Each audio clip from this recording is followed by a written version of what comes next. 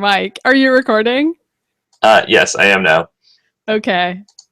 Hi. Hey, everybody. Welcome to the morning show. We actually started at...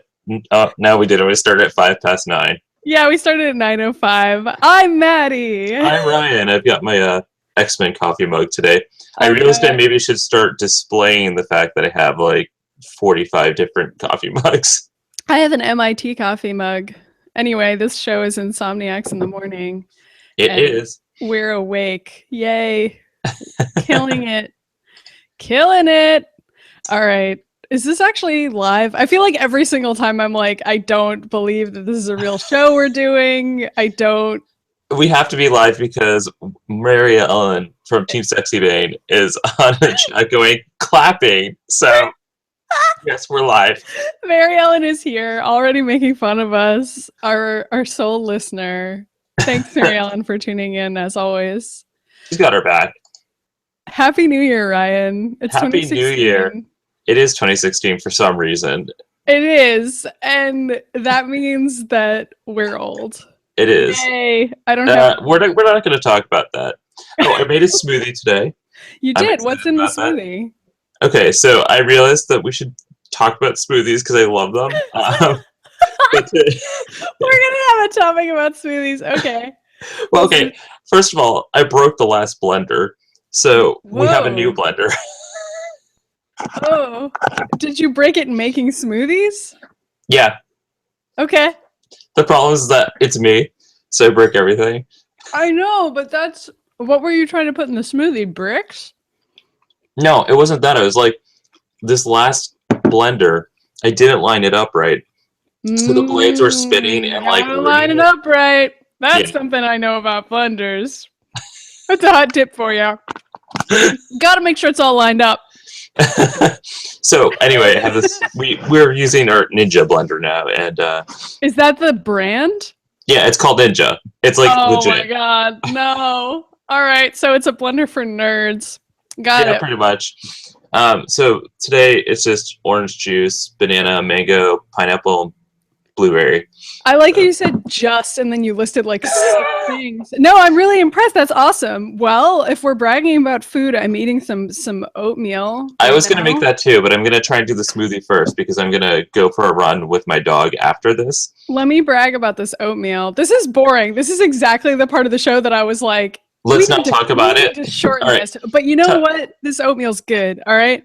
So it's like a 1/3 cup of oats, a 1/3 cup of almond milk, and a 1/3 cup of regular milk. First of all, and then it's also chopped almonds and walnuts and a little bit of cinnamon and sugar. Okay, that sounds really good though, actually. It's amazing. That sounds delicious. The thing about waking up is that I have to have a breakfast or else I can't even get myself to do anything. Also, apparently I have to have a morning show with my best friend.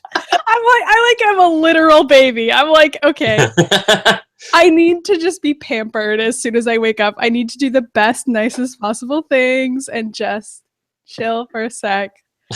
I'm so whiny, Ryan. No, you're not. It's better than me because I wake up and I just crash into shit and I was like knocking stuff over in the bathroom. Oh my god, though, it's like 15 degrees outside because it's, winter in New England right now. It's suddenly winter. All of a sudden here. Well, let's clarify for anybody who does not live in New England that it was like still warm through all of December and then magically literally 69 degrees on Christmas Eve. Then after like January 2nd, it just became like 10 degrees. It's horrifying. Global warming is real and we're all gonna die.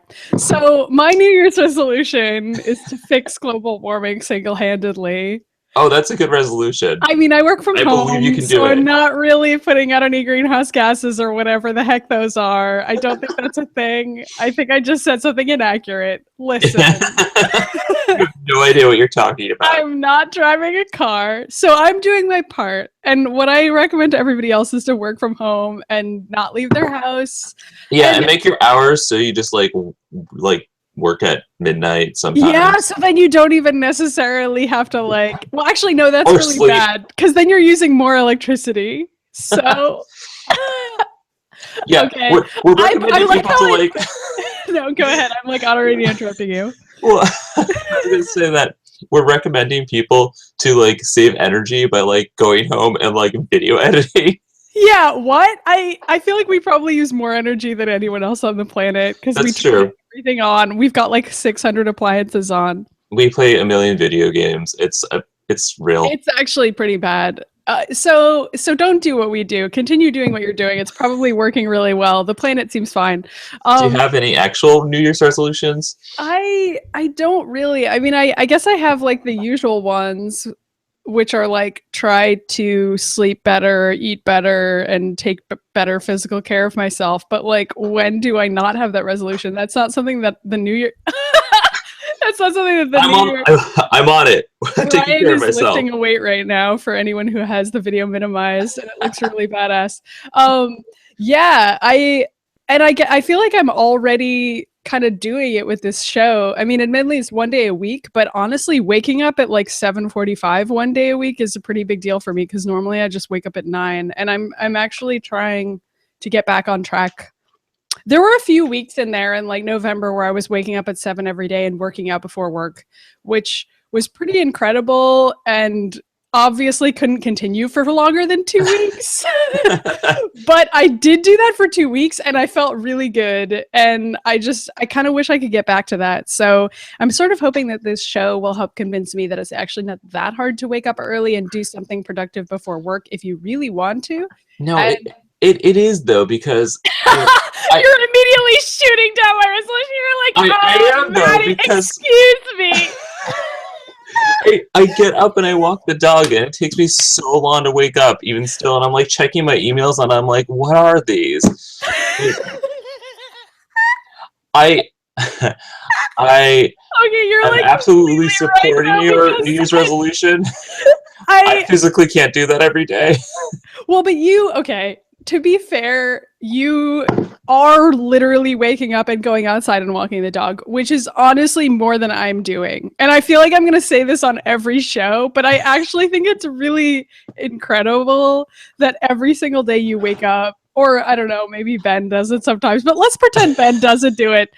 Every day you wake up and you take Lyra out and like go for a walk, like even if it's a 10-minute walk, there are days when I literally don't leave my house, and that's not good. It's not a good thing. Like there's days when I wake up at like 9:45, pour myself a cup of coffee, and then I'm in my pajamas for like the first 4 hours of my workday, and then at lunch maybe I take a shower and change into normal clothes. Maybe I don't. And then I spend the next 4 hours of my workday continue to work. Now, I am incredibly productive during those 8+ hours. I have no regrets about like my work, but I do have regrets about like my physical health and well-being during that time. Do you know what I mean? Like I don't. What's your thing? Like how are you? Well, I was gonna say I recommend getting a dog because she forces me to go outside.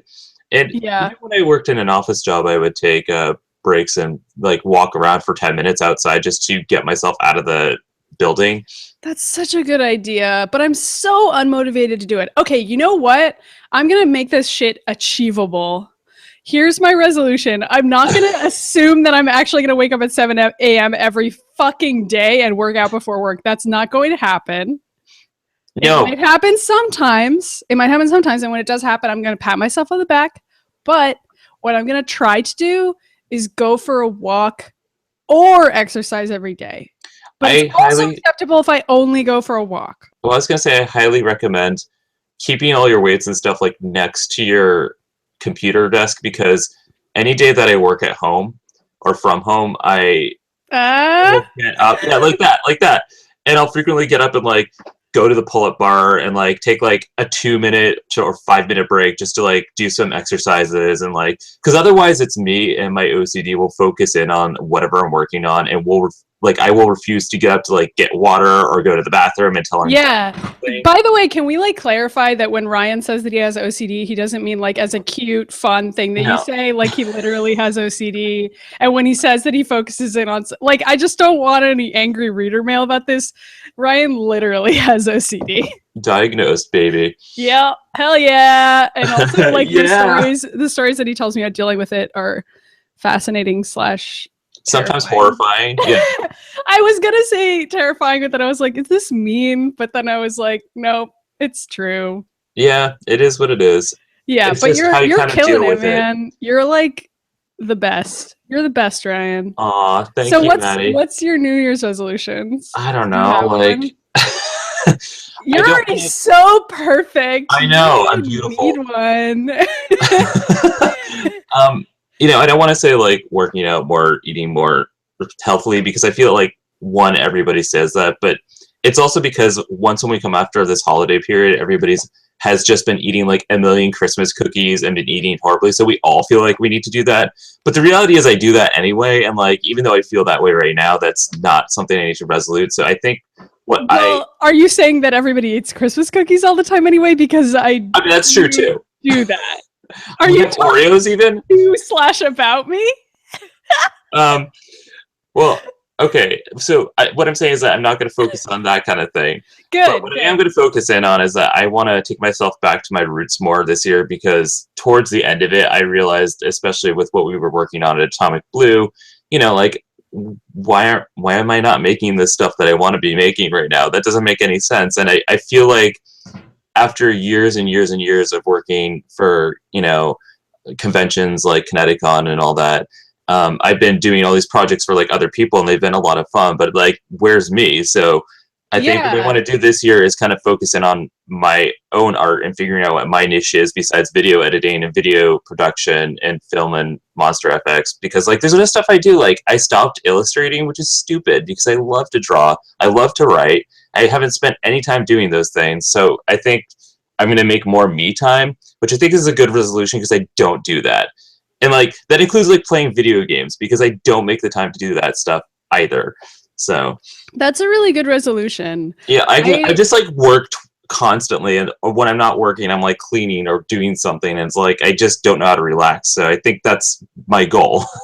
It's a good goal. How are you gonna try to keep on top of it though? Because I feel like that's kind of a vague goal to try to, like, are you gonna have any more specific thing?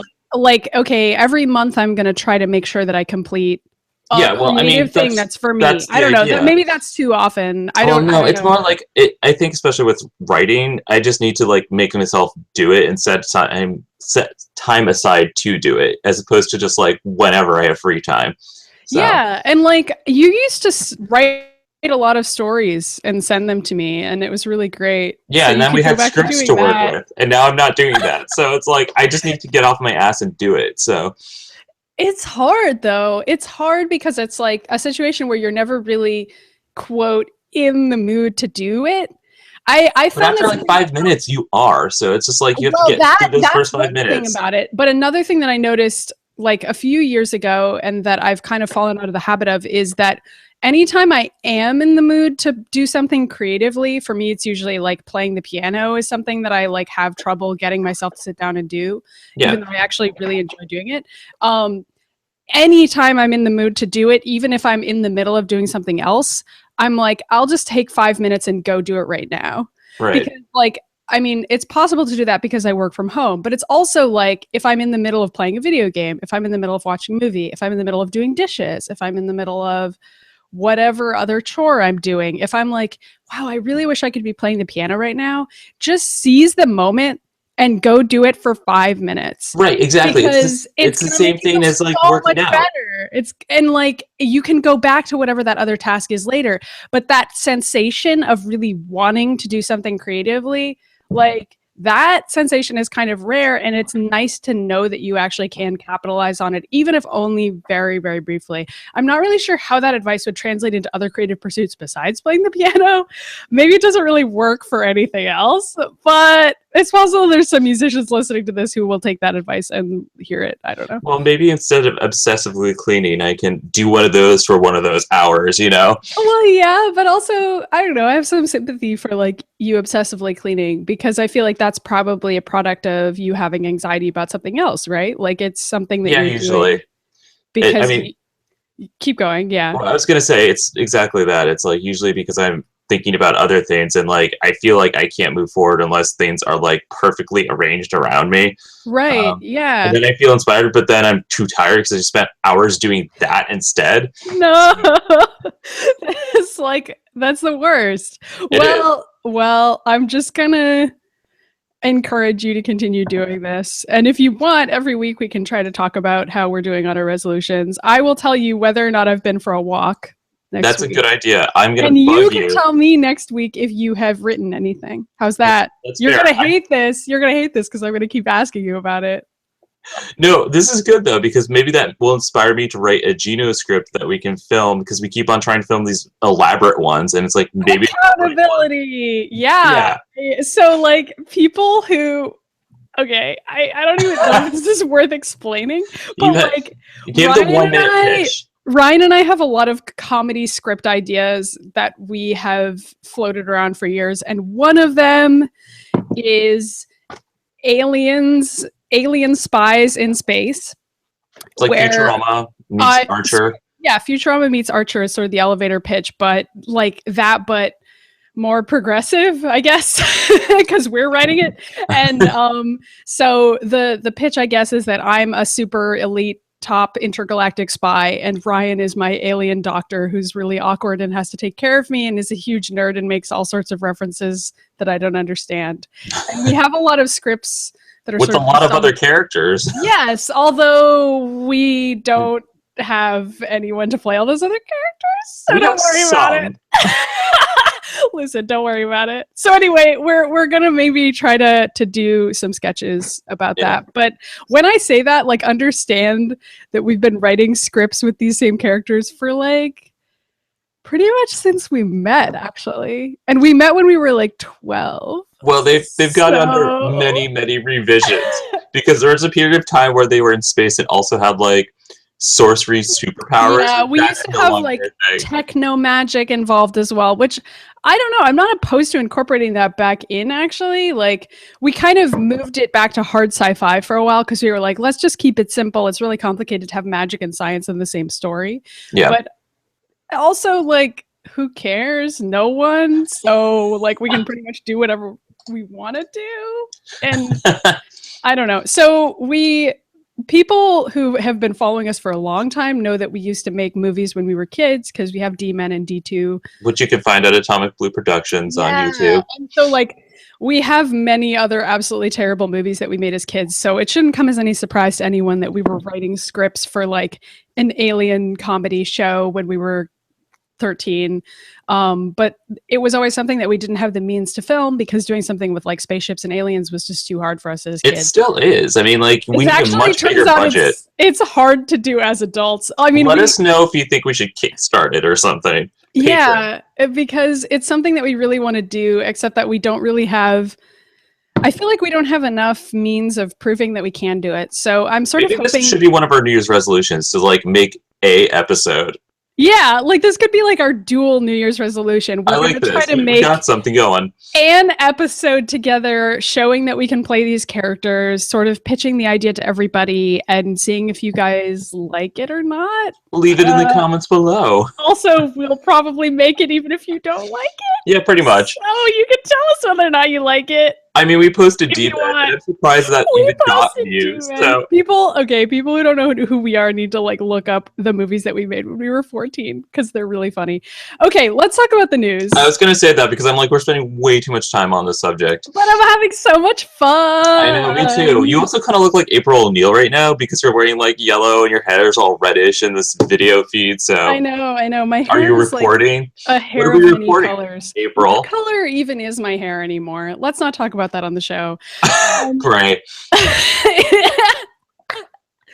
Okay, so let's talk about Star Wars again.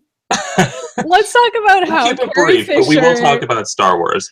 Let's talk about how Carrie Fisher is the greatest human. Right, because people are like calling her fat. And she's like, not okay. Fuck you. It's amazing. That was literally what her tweet said. She was like, please stop saying that. Also, blow me. So she has been owning noobs since the 80s, I guess. It's like, well, the thing is that Carrie Fisher is very self-aware. So she's makes fun of her mistakes, but she's allowed to because she's also like Carrie fucking Fisher. No, she's a brilliant producer and writer and director. So like, let her do what she wants, man. Absolutely. Like, I did a little video about this for work because I'm sure you know this, but she has like a really long career as a script doctor, and like a lot of people don't know that she's been writing for years. And most people don't know what a script doctor is, so you should explain that. Well, yeah, I mean, like, you can Google the video that I did for work too if you want. But it's basically somebody who goes in after a script is theoretically done and punches it up, adds in jokes, tightens up the pacing. Like, it's not even editing because it's also writing work. Well, you do that sometimes with some of my work. I'll send you stuff and you're like, fix this. Yeah, but I mean, you do that too. But that's something that we do for each other. And Carrie Fisher does it for Hollywood and is amazing at it and doesn't really do it anymore. And some of her reasons for doing that are that there's not that much money in it anymore. But also, I think which is really sad. It's like actually very important. So it is really important. But the way that rights work when it comes to writing have changed a lot in the past few decades, and that's bad, but whatever. That's not what our show is about. The point is that Carrie Fisher is really rad, and like the fact that she had to grow up constantly being fetishized by nerds and like dealing with that when she was very young, and they're still fetishizing that too, because they're like, why are you like, why don't you look the way I want you to look forever? Like, it's been like 50 years, like, calm down. It's fucked up. I know. It really is. And all right, so speaking of messed up, we're going to stay on the Star Wars track here. Okay. Like everything with George Lucas in the past week, which has been like... What's going on with him? Like, okay, no, let's, in case somebody is listening to this show in the far future. So The Force Awakens came out. And George Lucas is so salty about it. He's just like the saltiest ever. He's like, well, maybe he sold the rights. Like, what was he expecting? I know. Okay, so he has this quote. It's actually a really, really long quote. It's like a page-long quote that kind of makes him seem sympathetic all the way until the very, very end of the quote.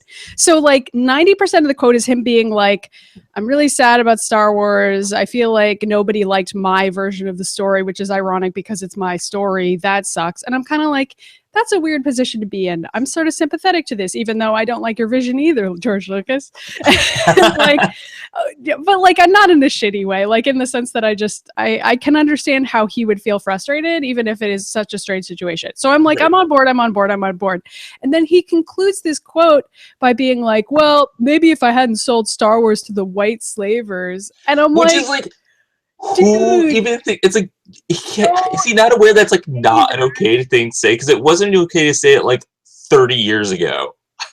Like, it's never been okay.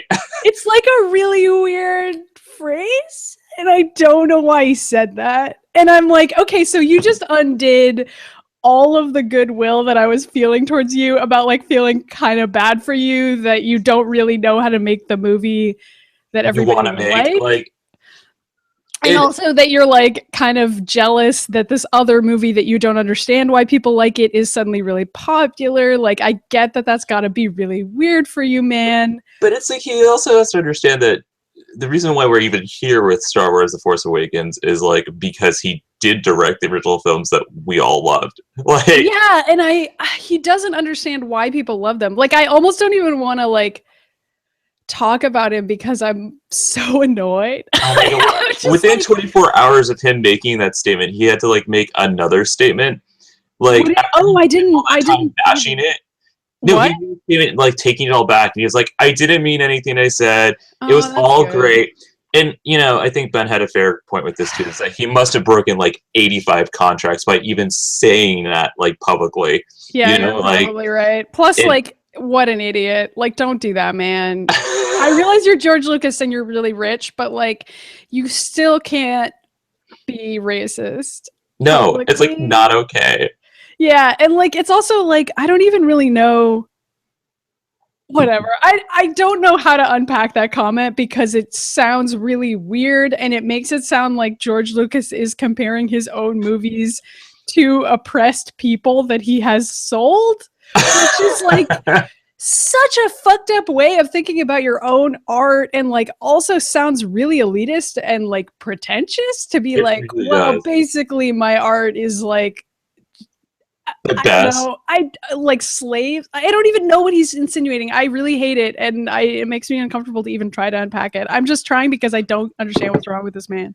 So I don't either. And I just rewatched like all the Star Wars movies, and like yeah, honestly, we've been spoiled by The Force Awakens because that one's so good in comparison to like the other ones now. I know. So like even rewatching the old ones, I'm like, these aren't as fun as like the one I just saw. So Isn't that but this is weird? not saying anything bad about those films either. It's just like, I don't know. He needs to calm down.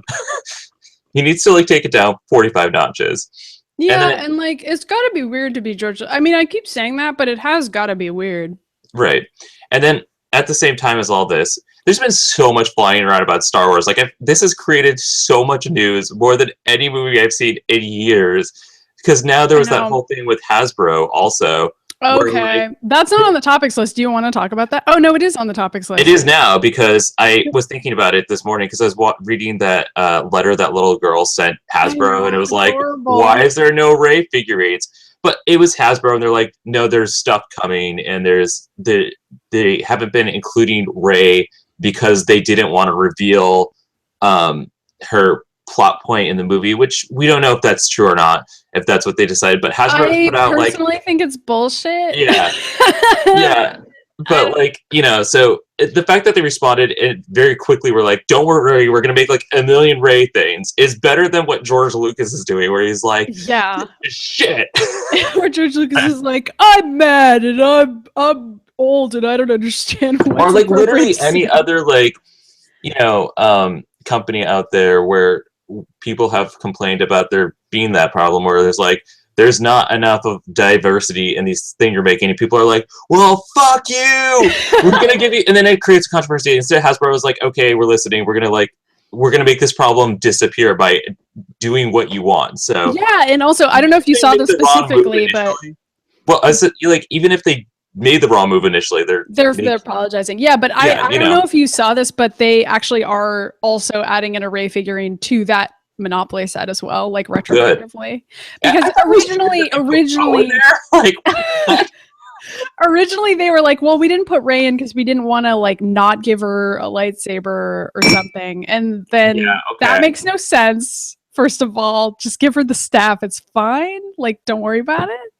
And also, like, if anybody's buying the Monopoly set, like, they're gonna open it. Like, they're gonna have seen Star Wars. Whatever. I'm not gonna debate them on that.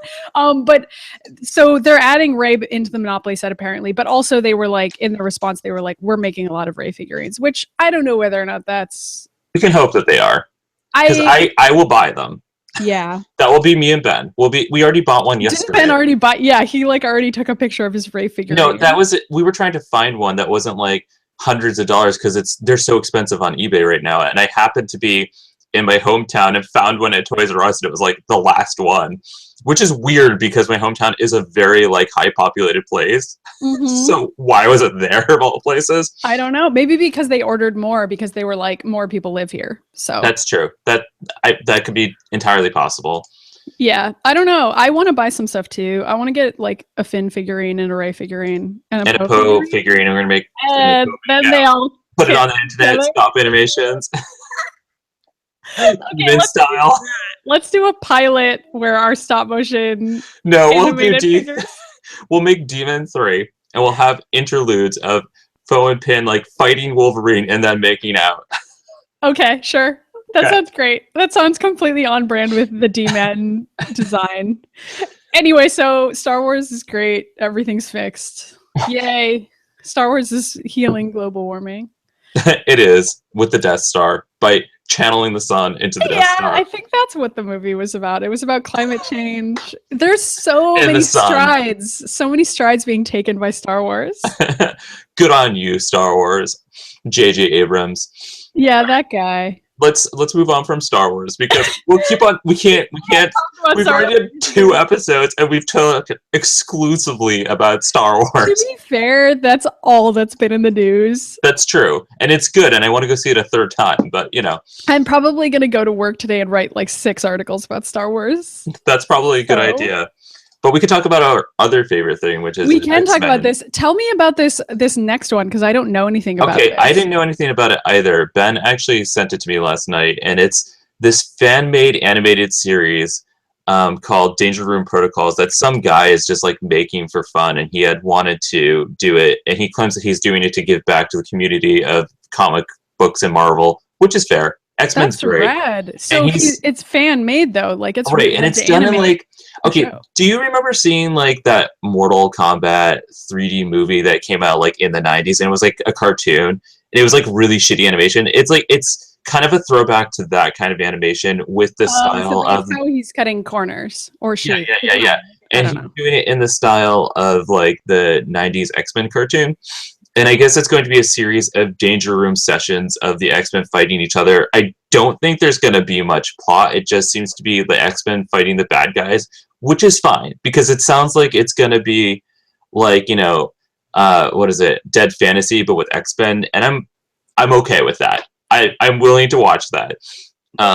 Dead Fantasy. Wow, what a reference. I know. I hope people know what that is. If they don't get it, they're not cool. They know what it is because the creator passed away last year. So it was like... But that's part of why I feel like people might not know what it is anymore. They should still look it up.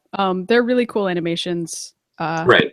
In which, like, the Final Fantasy characters battle. Like the dead or alive characters, yeah. And then, like, Kingdom Hearts shows up. Like, why not?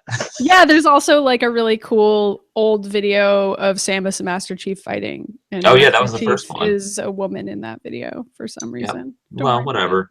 Anyway, my point is that fan animated stuff is really cool. And I saw some news recently about, like, a live-action Star Trek fan film getting cease and desist notice, which is... bad, although I think they were probably not necessarily under parody, which a lot of this stuff is theoretically a parody, so you can kind of get away with it. But the thing that you're describing with this X-Men cartoon, it doesn't sound like a parody. It just sounds like it's literally the X-Men. So how is this person getting away with that without getting sued? Or is it just a matter of time? Like, should we tell everybody to hurry up and watch it? I mean, I don't know, because I thought about that too, and I was like, is it going to be a problem later down the line because there have been other fan series that have been taken down because the creators or the companies that own them are like, you can't do this. But there's that whole line of putting something on YouTube that's like a fan-made creation and not taking the royalties from it.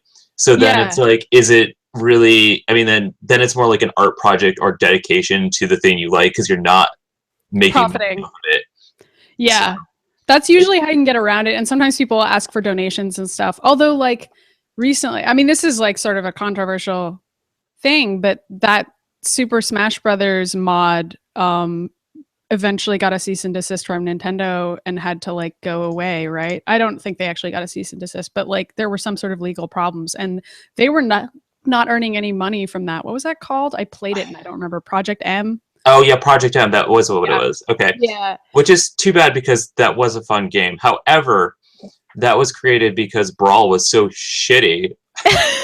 So people were like, can we take the stuff that we liked from Melee but make it look as good as Brawl and, like, borrow some of the things that we liked from Brawl? I mean, a lot of those arguments are sort of moot now that the new Smash is really good, but it is really good. But my point is that sometimes, even if you seemingly obey all of the rules of a fan created work, which it seemed like Project M did, they never asked for money. I think they accepted donations, but they always clarified, like, this is not related. Although it's really hard to get around that. I don't know. It's a complicated subject, and I think the longer that we have the internet and means like YouTube, where we can post things that are blatantly like a fan-made version of a show or something that already exists, it's like there's no real way to get around it. The whole internet piracy thing is like nobody knows how to deal with it. It's an issue that's been going on for like 15 years. Nobody knows like how to deal with protocols yet. Yeah, I feel like that's going to be something that is solved in a terrible way in the future. Probably. Probably. Speaking of terrible, have you seen any of the new Ninja Turtles figures for the next Ninja Turtles movie that looks terrible? Did you even see the last movie? Like, it was so bad. I don't acknowledge those movies. I know that you and Ben have seen those, and you've also just seen me. Ben has not watched them. Oh, I didn't know that. I didn't want to watch them. I just put it on in the background while I was getting my work done, so I had seen it, because otherwise it wasn't going to happen. And it's really bad. In the next I feel movie, like I want to know why you watched it, though. Like, because I love Ninja Turtles, and I'm like, I have to see it so we can understand why it's bad. I can't outright dislike something until I've seen it or spent time reading it, because like that's not fair. Like that's a good point. It looks terrible. Yeah, no, you're right, and I do that too. That's why I read all the Twilight books, even though I didn't want to be ignorant about them, and I also wanted to give them a chance in case they had any redeeming qualities. I guess they do, but the bad outweighs the good when it comes to those. But yeah, I mean, was there a situation where like the good stuff kind of made up for the bad in those movies? No, there was nothing. It was really bad. It was like they looked at a picture of the Ninja Turtles and those characters and then based a movie on that. Okay. There's like, I mean, I'm actually not against like the weird designs they had for all the turtles and the characters, because they gave like certain items to certain turtles to give them more personality. Like Donatello had like gadgets and goggles and stuff. I'm like, that's cool. Whatever. I'm like all about that. And now they're making all these other toys, right? Mm-hmm. Where they're still trying to do that. But now I guess this new movie, they've added like all the characters ever. And it's like, they all look really bad. The Crane looks bad. I don't know why the Crane is there in addition to Shredder and like all of his characters. It like, I don't understand what is happening. That's so weird. Is there like they're adding Casey Jones and he's like this hot like whoa, like, Casey Jones. Are they adding in Irma, or is one female character enough for them? Just one, and it's Megan Fox bending over a lot. Okay, that's it. That's fine. Like that was part of the trailer. She like kept on falling over his like pants of her butt, and I was like, what the hell? This is like a Ninja Turtles movie. Megan Fox. And Casey Jones looks like, oh my god, he looks like Justin Timberlake. Okay. I guess Casey Jones was always supposed to be pretty hot, though. I mean, even though he's a fuck up, he's still supposed to be like... He's supposed to be like a hot punk dude, though. He's not supposed to be. You're not supposed to be like, oh, I see what you mean. Like, when you say he looks like Justin Timberlake, you don't mean like looks like his face is hot. You mean like he has a cropped haircut and he looks really clean cut. Yeah. That's fucked up. Yes. I see what you're saying. Yeah. I'm fine with them casting a pretty boy, though, for the record, because I feel like that's what you have to do with that type of role. But like, they do need to have him grow his hair out and like wear a crappy jacket and like look like he plays street. Put on a ski mask. Yeah. Yeah, that's weird. God, those movies are bizarre. I do not understand who they are for. I don't know, but this is like all those movies from the 80s, or not the 80s, the movies that they're making based on cartoons from the 80s, or anything they're remaking from the 80s period. Well, a lot of that stuff seems like it's designed for us, though. You know what I mean? Like, but it's not. Well, but in theory it is. In theory, it's supposed to capitalize on our nostalgia about stuff we watched when we were kids and then get us into the theater. Which is weird, because they don't need to be making this separate Ninja Turtles movie, because they have the TV show, which is actually really good. Yeah, the TV show there's been a lot of reboots of the TV show, and all of them have actually been decent, because the concept for Ninja Turtles is like funny and cute, and there's a lot you can do with that. I mean, kids really dig it. Like, whenever I'm in like Target or something, families will be there with their kids, and their kids are so excited. They're like, Donatello, Leonardo, and I'm like, I like how this is still a thing 30 years later. That's amazing, because that's like what I was doing as a kid. It's like Ninja Turtles is like one of the only cartoons that has been able to do that for like decades. Like, that's crazy.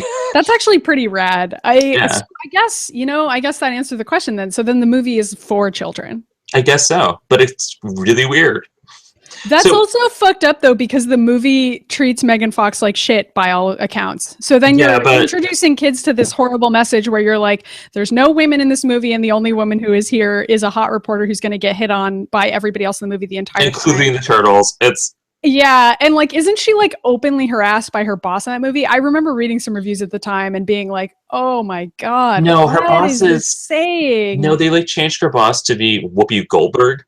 Okay, maybe to respond to the complaints about how like I don't even know. All right, we're just speaking of 80s stuff, how do you feel about that Voltron reboot? I actually feel okay about it. I put this on the topics list because your Teenage Mutant Ninja Turtles topic reminded me of it. Netflix is rebooting the Voltron cartoon. Now, the Voltron cartoon has like one woman in it. And I said that. That was your comment in your note here. I was like, is there going to be girls in it this time? Which is a great point and is fair. Voltron is pretty stupid, but I actually think it's kind of cool that they're rebooting it because they're rebooting it with DreamWorks Animation, so it's going to be an animated show, which is sort of interesting. That's cool. And like, obviously, the original show was like Toei Animation, so this is I thought the original show was like when I was a kid, I thought it was supposed to be Power Rangers but poorly animated. It kind of is like Power Rangers. I mean, a lot of those shows are really similar. I never got into Voltron, so I started watching it last night. Which is weird because I've watched everything else from that time period. I know.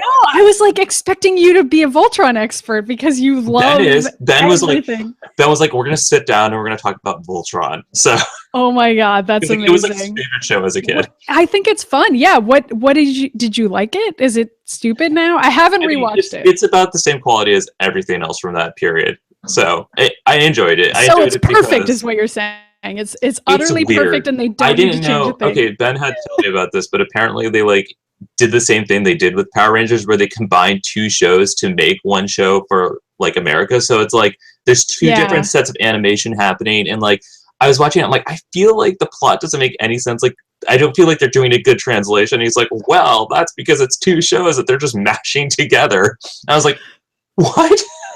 So it might help if they have like a coherent team deciding what direction they want to take the show. Unfortunately, so it may actually work out in their favor.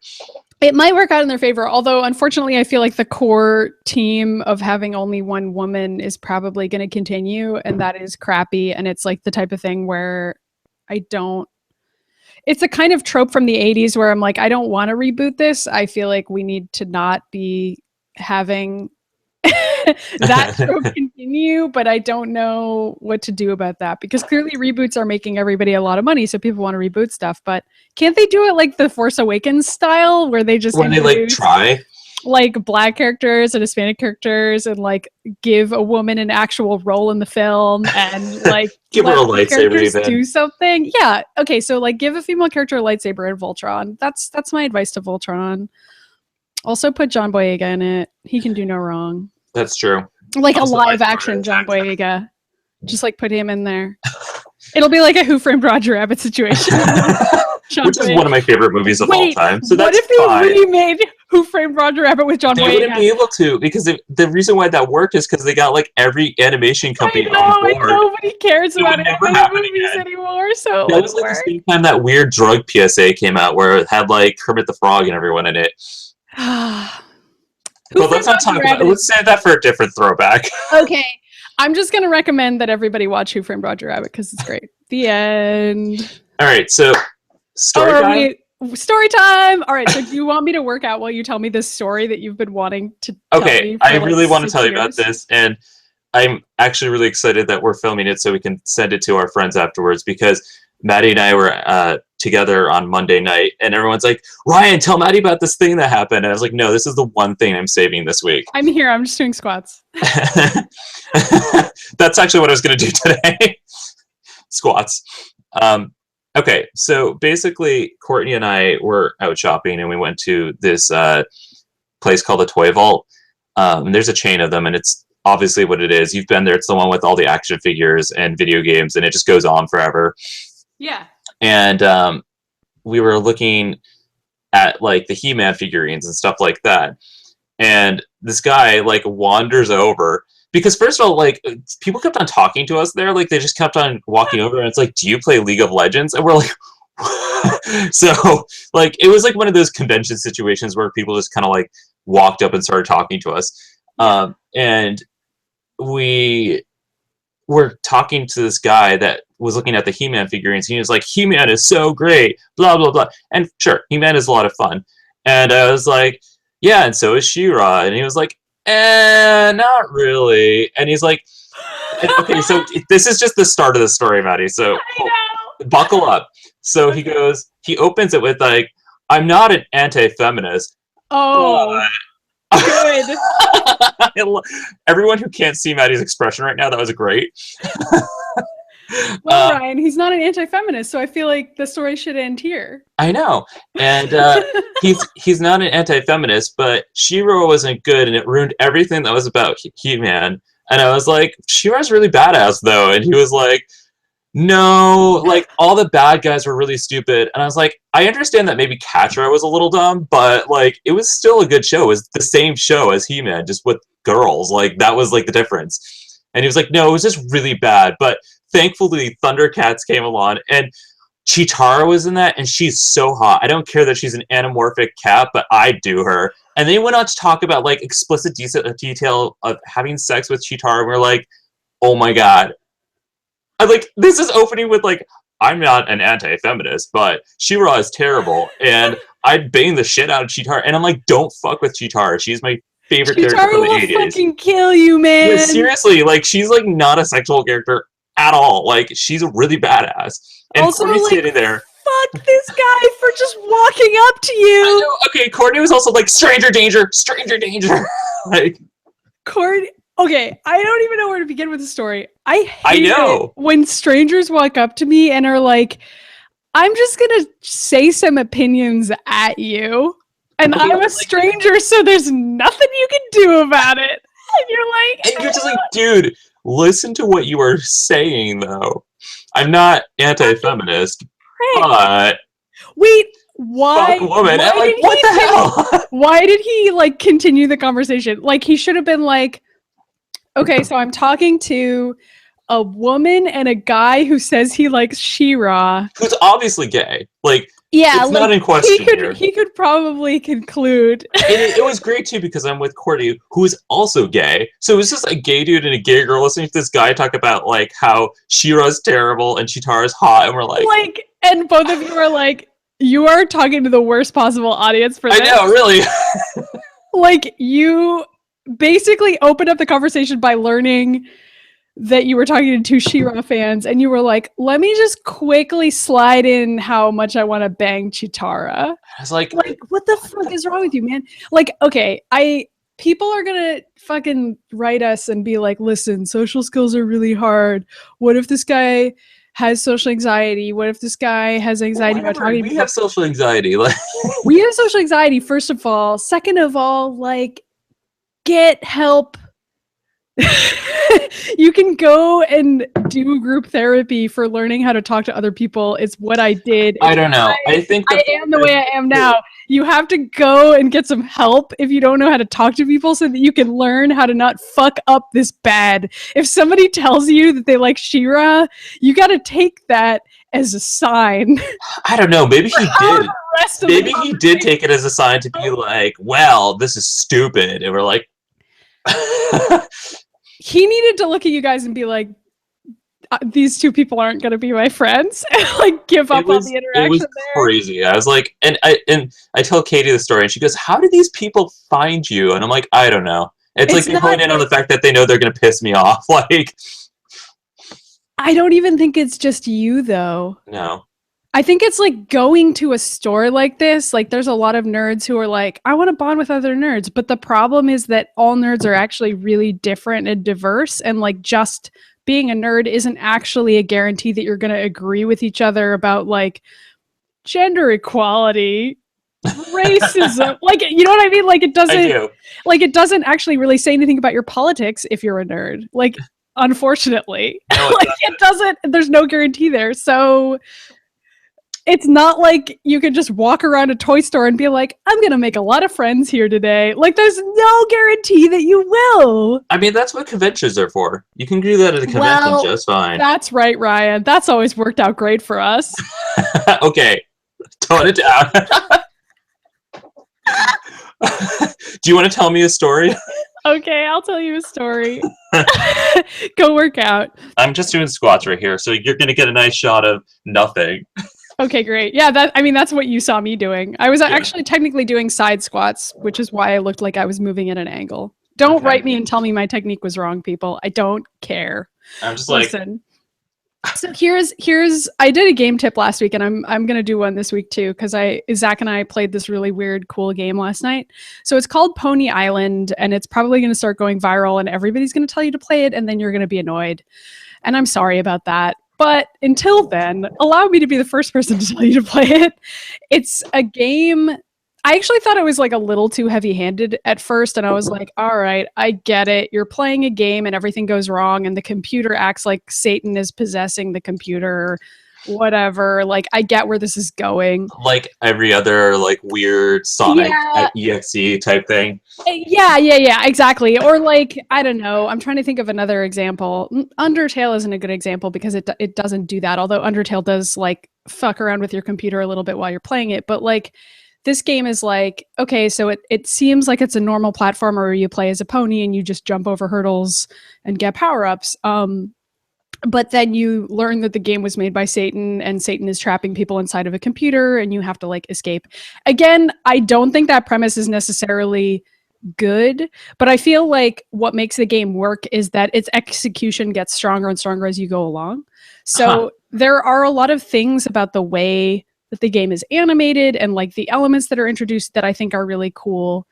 I've seen a lot of people who are like really impressed by the premise of the game and who are like, oh my God, like this blew my mind. And that's totally fine. I think it's just that I'm jaded and I've seen games like this too many times where it's like, all right, you're fucking with the options menu. I get it.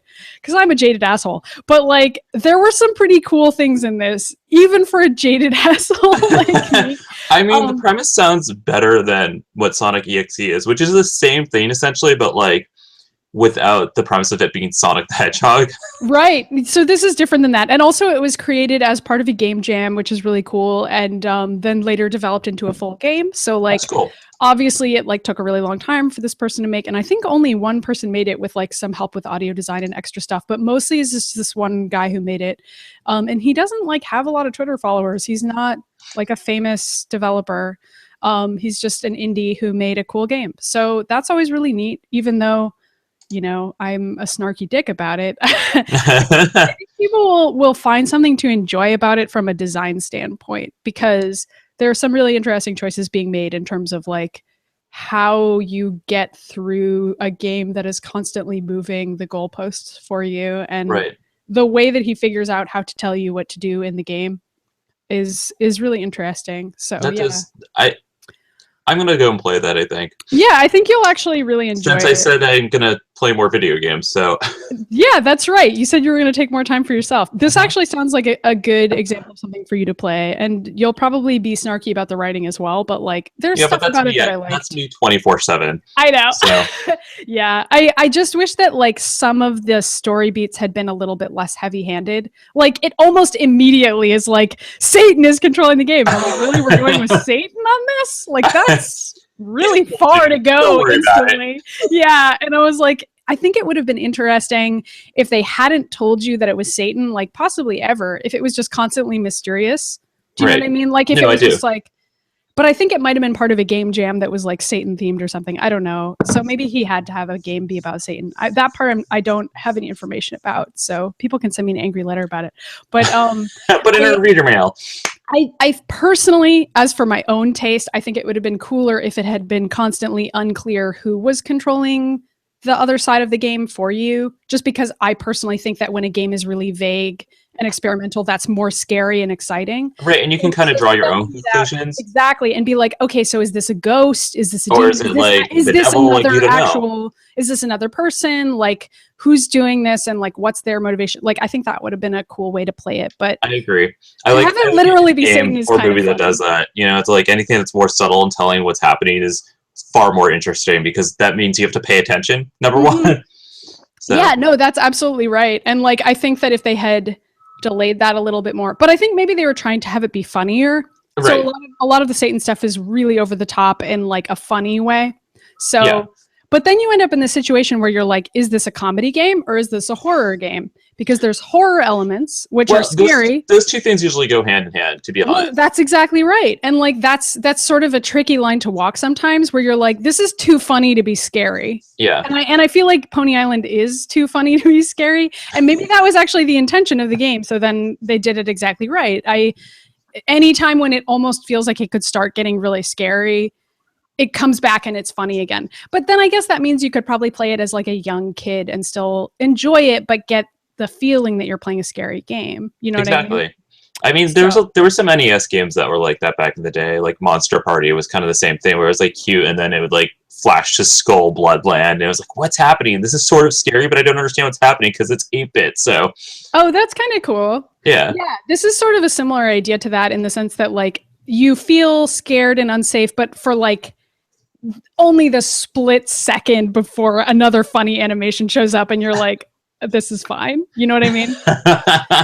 So I don't know. It kind of depends on what you want out of a game. I guess I expected it to be a little scarier. I don't know what I expected. Anyway. I mean, I feel that whenever we play like any of the horror games with Mary Ellen, we're like, it starts off scary, and then we're just like, by the end of it, we're like, same shit over and over again. What's happening? So don't play a horror game expecting it to be scary, because that's not what you're signing up for. It's true. And like also like the same problem happens with horror games all the time, where it's so long that eventually you get tired of the premise and you're like, okay, I've already beaten, you know, evil scarecrow guy 600 times. I love Resident Evil. 600 more of him. No, Resident Evil is like one of my favorite game series ever, but I'm the first to admit that like every game is like just recycling the same battles over and over again for hours. Yeah. So, you know, it's the same deal. All right, we have like 5 minutes, and then we have to like close out. So I like how I didn't even pay attention. That's okay. We have to read Mary Ellen's reader mail. Okay, first of all, I'll look at last week's, because she sent me something right now that I can't even show it to you, because she sent me a picture of like a news article of like, I'm famous now, this is me, and it's like a person hiding under a tarp. And she goes, what do I do? She also think that's actually her. I saw some people tweeting about some sort of tarp yesterday. She well, I think that's what she's looking at. And she also sent 2 other emails last week that says, I haven't pooped in 3 years. Am I going to die? Anonymous. Probably. And then also, I have never had a boyfriend or a date or a first kiss. I've actually been trapped in this room for 26 years. How do I get John Boyega to marry me? Also, are you guys married to each other? Yeah, we are. Yes. We're married. Okay, we're married to each other, but we're also dating other people. For anybody who doesn't watch our Let's Plays, Mary Ellen and I do a Let's Play together, and people for the longest time asked if Mary Ellen and I were dating, even though on the show she's like, Ryan, you're very gay. And I'm like, yup, this guy's hot. And they're like, are you dating? And we're like, no. Maybe they think that you're kidding? I don't know. People can write fanfic about it if they want. I don't care. Yeah. I don't even know what's wrong with everyone. And that's our reader mail for this week. Wait, is that our only reader mail? We only got emails from Mary Ellen? Oh my god. Mary Ellen's just trolling our reader mail right now, which is fine with me. Other people should send us reader mail, or else we're going to read Mary Ellen's mail every week, which actually is fine. So maybe we'll just have like a Mary Ellen corner where she tunes in for 5 minutes and sends us insane. I wish she would tune in, but Mary Ellen has a real job, unlike the 2 of us. So she's like actually at work right now, helping society. Okay. My last thing is, do we even have time to talk about this other point I put in here about X-Men Evolution, or are we gonna have to save it? I don't know. I mean, how long? Just do it. Okay. And then we can close out with our favorite foods in the end. Okay, so I'm sorry. I was visiting everybody this week, which you knew because I saw you, and I went back, saw all of my high school friends who I'm lucky enough to still be really close to everyone. Yeah. And I met up with Caro and Katie. We were watching old episodes of X-Men Evolution, which is a show we loved in our teens. And even though in our teens we knew it was like a bad show, we watched it anyway. I don't know. It's X-Men. I love X-Men. I'll take any incarnation of the X-Men. I'll even watch X-Men 3, which is really going out on a limb there. It really is. But yeah, continue on. And so we were watching some of our favorite episodes that we had constantly watched back in the day, and Kara and I used to read the scripts for and like record ourselves, and we were like, haha, we're funny because we're like 16. And we were watching Walk on the Wild Side, which is this episode where Jean Grey, Rogue, Magma, who else is there? Kitty, and Boom Boom all team up to become a female vigilante group. I remember this vaguely. Okay, but see, like, I remember it being like a fun episode, but like, as somebody who has grown up and like understands what feminism is, it's like that the episode was written to be about feminism, but it was just like a hit and a miss. It was like, it was, I don't know who wrote the episode, but it was like it opens it up with Jean training Amara, and they mess it up, and a boulder almost falls on them, and Scott saves them, and he's like, good thing I'm here to save you, because I'm a man. And then later on, Jean she's already annoyed about that, and she gets annoyed at her boyfriend and Scott, because they're both trying to, like, take the situation in their hands, and she's just like, it's so good, I have you men here to save me. And then she, like, takes that to, like, go and get the other girls of the X Mansion to go shopping together, where they go to like I don't know, they go to like a place where they buy new clothes and CDs, and they're dancing around the mall and doing each other's nails and makeup, yeah, like and they girl stuff. Right, as feminism is. And then they're like, we're gonna get like suits so we can be like vigilantes. So they get like tight leather costumes inspired by the Matrix that all are like really revealing, including Rogue. And like it has this whole dance montage scene where they're doing like a mock-up of a garbage song, and they're all dancing and grinding on each other, and it's like all shots of them throwing their hairs back and like zipping up right in front of their boobs, and like butt shots. And I was like, what? And they're like, girl power. And I was like, this is like not what this is. This is not, you're missing the point. The camera's like zooms in on boobs. A woman's voice distantly in the background says girl power.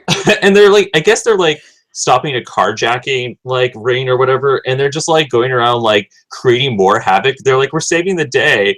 And like, so is the just, like, moral that women don't know what they're doing? Right. And okay, so there's a comment there too where Rogue, they're driving away, and then it shows that they've changed into their vigilante costumes, and Rogue goes, I can't believe we just changed there. And then Boom Boom goes, nobody's gonna believe that toll booth guy. And it was like, why did they change into toll booth in front of a dude? Like, this is not how this works at all. And so then they're ending the carjacking ring or whatever, and like Cyclops and Nightcrawler followed them to see if it was actually them who were the vigilantes, because it obviously was, because they were using their superpowers. And like, and also no one knew where those characters were at the time, right, so I guess it was them. And so they get the carjacking ringleader and lock him in a trunk for the police to get them, and then they all leave, and it looks like there's fuel on the ground, and as all cartoons go, like the fuel catches on fire and it goes towards the car, but luckily Cyclops is there to stop it from happening. Wait, does it actually end with Cyclops saving them? Yes. And then Cyclops goes to Nightcrawler, he goes, don't tell the girls that we saved them. And I'm like, are you serious? This is like not like they did this whole piece on feminism, but like they just missed it entirely. And it ends with like Cyclops being like, Jean, you and I are equals, so we're gonna both have the same amount of milk, but you can get it yourself. Go in the kitchen, Jean. And it was like, are you kidding me? So I don't like the episode anymore. And I had to share it with you because I was like, no, I appreciate it. I can't even, it blew my mind that they were like, this is what feminism is. And I'm like, yeah, no, feminism is just pretending that women have enough capability as men, but actually men are doing all the work secretly just to like humor them. Yeah, pretty much. And it's like, it's ridiculous, and it included all those like montages of them like grinding and like zipping up leather uniforms, and I'm like, what the fuck? Like, I mean, I don't mind that in theory, but it also like sort of smacks of what a guy would think women would do when they're alone. Yeah, is, like, that was my problem. They all really sexy, and also like kind of maybe they hook up a little bit, like in a hot way. Is that what we're gonna do? And it's like, well, it was 2004. Maybe. I understand that like the state of politics that back then were still like up in the air. Yeah, there was still sort of but like it's a little bit more vocal. Back then, we only had LiveJournal, Twitter, and the internet wasn't quite as like as big as it is now. So yeah, a lot of stuff has changed. Yeah, that was 10 years ago. That was over 10 years ago. 2004. It's 2016. Oh no. It's fine. Let's not think about it. So that's my throwback for the week. And before we close out, we both recommend a recipe or something that we tell everybody to eat. Sure. And mine this week is couscous and broccoli, which I love. Ben doesn't like it when I make it because he says I do a bad job, but I like it. And you put a little Parmesan in there, and it's great because it's a good way to eat a shitload of broccoli and not feel like you're just eating broccoli because you're putting the couscous in there with it. Sometimes I put fake chicken in there. So that sounds pretty good to me. That is really good. Something that we made last night for the first time in a long time was tacos, and tacos are super easy to make. Okay, man, it's like my favorite food. I fucking love tacos. Pizza and tacos, like, I'm done for. Okay, so you have to get tortilla chips. Personally, I cut up an onion, a red pepper, and a green pepper to go inside the tacos, and we had avocados and Mexican cheese and sour cream. And if you're Ryan, that's probably all you want on your taco. But we also cooked some hamburger. I was gonna say you probably just put meat in there. Yeah, we did. We cooked some hamburger and put some taco mix on the hamburger while we cooked it. So if you're Ryan, then maybe you cook some fake chicken and put some taco mix on that, or you just saute the vegetables and put taco mix on. Or black beans. We will often do that, just like the beans. And rice. Didn't put beans in it, but you could put beans in it. That's another alternative. Rice is another thing we put in there. Today, when I eat the leftovers, what I'm probably going to do is cook some brown rice and just put the vegetables and meat and slices of avocado over the brown rice, which is like a healthier way to eat tacos without having all the chips in there if you are trying to not eat as many carbohydrates. Exactly. If that's something you're into. So, it's good. I now want tacos. Ben, working tonight. I'm like, Ben, come home from work early so you can make me tacos, because clearly I can't do it myself. I actually did most of the work on the tacos this time. Normally Zach cooks, but tacos are like my specialty. I don't think Zach loves tacos. I do. I don't know what the fuck. Also, soft tacos. Soft tacos are great. I only eat soft tacos. Hard tacos are too hard. You can't fit everything in there. I'll do the hard tacos if I like break up the tortilla chips and take all the elements and make I'll do taco salad. Yeah, I'll do hard tacos if it's a layer of chips on the bottom of the plate and then you just throw everything on top of the chips. Yeah, that's so fine. It's no longer a taco anymore. It's just like a weird at that point, mix of it's food. sort of like nachos with a bunch of other stuff on them. Yeah, which is fine with me. I like nachos. I had that for dinner last night. Just nachos. I met up with everyone. I had like 2 glasses of beers and nachos for dinner. Wow. So anyway, I'm going to work out and eat healthy today. It's Insomniacs in the morning. Who thinks that me and Ryan are like obsessed with eating healthily, just know that we're liars. Okay. Our friends make fun of us for it. Like, especially me. Like, I'm always like, well, I can't believe I had these french fries. And I was like, Ryan, you eat french fries all the time. Shut up. Yeah, like, I can't believe you're eating french fries again, just like every other day of your life. I can't believe it. I don't even eat chips. What are you talking about? All right, bye, Ryan. All right. Thanks, guys, for watching. If you're still in here, more likely you're going to catch this later. You can see all of our stuff at Atomic Blue Productions, which is our actual YouTube station. The back episodes of Insomniacs in the morning is here, but we also post pieces of it over there, and we try other to cut stuff up the as good well. Stuff. So if you actually just want to see the 15 minutes where we talked about anything, you can watch it. Pretty much, and like you can check us out there. You can find us on Twitter at Atomic Blue. You can find Maddy at Sama's Clone. It's true. Although, why would you do that? And you can find me at Talk to Oshi too. I subscribe to this channel. Subscribe to Atomic Blue. I know it's weird that I'm telling you to go to 2 channels, but this was actually a problem. Well, it was a problem with Google Hangouts not wanting to let us use our actual channel. So now we have 2 channels, guys. Congrats. So if you want to email us reader mail, we will actually read it and answer it. It's Insomniacs in the morning. Or if you want to have Mary Ellen to have like a 5-minute Mary Ellen corner, we're cool with that too. That would be fine. Let us know if that's something you want. It's something I want. Mary Ellen, record 5-minute videos and send them to us so that we can play them on here. I like how we know that Mary Ellen's watching this right now. We're like, Mary Ellen, you're our number one. Literally the only one watching it. All right, I have to go. All right, have fun at work today. I'm gonna go run with my dog, and I'm shooting another episode of Retrospectives with Jess this afternoon. So nice, super productive, killing it. Yeah. All right, I'm gonna go some real work. write 17 articles about Star Wars. Do it. I believe in you.